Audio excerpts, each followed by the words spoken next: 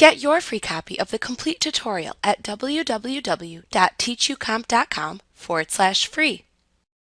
To change the placeholders in a slide, you can apply a new slide layout to the slide.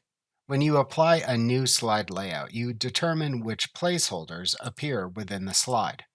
You can also reset your currently selected slide's layout back to its default to reset changes made to the positioning or formatting of its default placeholders if needed. To apply or change a slide layout in PowerPoint, select the slide to which to apply a new slide layout.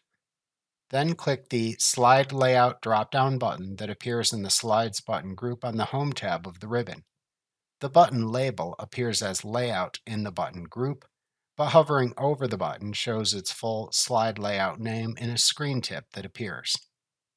After clicking the button, click the slide layout to apply to the selected slide in the drop-down menu that appears.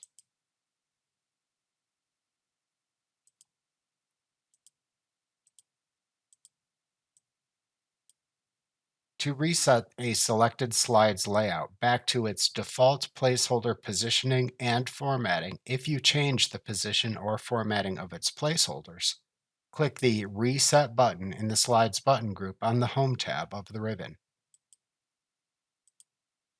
Like what you see? Pick up your free copy of the complete tutorial at www.teachucomp.com/free.